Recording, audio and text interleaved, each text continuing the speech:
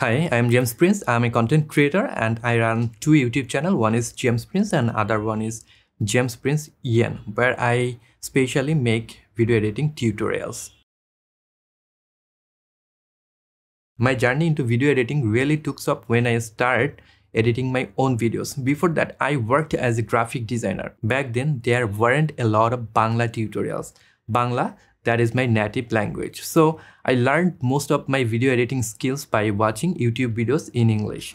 That's also what inspired me to create tutorials in Bangla to make it easier for the others who were in the same situation. I still remember how basic my first video edits were.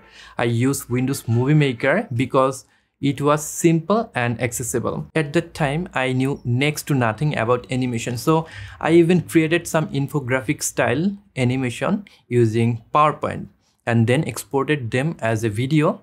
Then I pieced up everything together in Windows Movie Maker. After a few projects, I realized the software is limiting my video editing skill, and then I switched to Adobe Premiere Pro. I've been using Premiere Pro even since, and it's where I do most of my editing works today.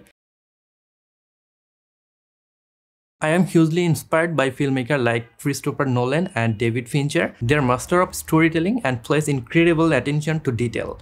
On YouTube, Peter McKinnon and Casey Neistat show how powerful visuals can be when telling a story. Without that, I love to watch a lot of documentaries, and Johnny Harris is one of my favorite documentary filmmaker. I really love the storytelling of Johnny Harris and the editing techniques he uses on his videos. The best editing tip that I can give, that is focusing more on story first. Even the coolest effects or transition won't matter if your story doesn't grab people. In terms of tools, AutoCAD has really changed the game for me, especially when I am handling a long interview or multi-camera shots like podcast. By automating repetitive cuts, it frees me up to concentrate on shaping the narrative rather than getting stuck in tedious tasks. Video editing is way more accessible these days. Just think about how many people create content for TikTok, Instagram, Facebook, or YouTube. Automation has played a big part in that shift. Tools like AutoCAD streamline complex processes, make editing less intimidating for newcomers. It's also saved experienced editors a lot of time, letting us put more energy into creative side of things, which is really what connects with the viewers.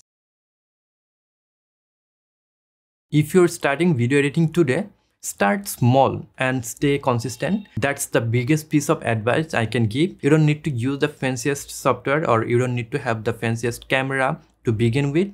Work with what you have and nail the basic. Learn the timing, storytelling, and transition. Watch plenty of tutorials, practice with short projects, and learn from your mistakes. Most importantly, avoid comparing your early work with someone else's years of experience. Everyone's journey is very different.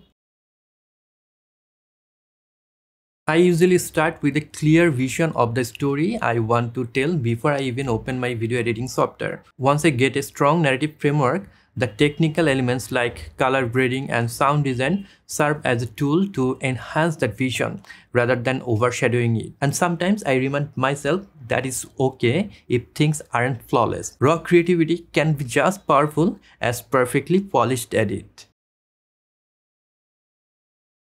If I could eliminate one repetitive task in editing, without a doubt, it would be syncing audio and video manually. It's a mind-numbing work, especially if you're juggling multiple camera and separate audio sources. Though AutoCAD has made the task easier, but if we could cut the task out completely, I would be over the moon.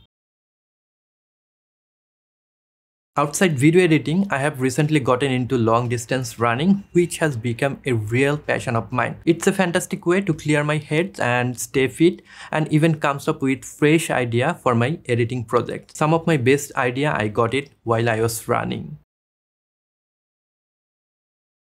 I'd like to see an intelligent timeline feature.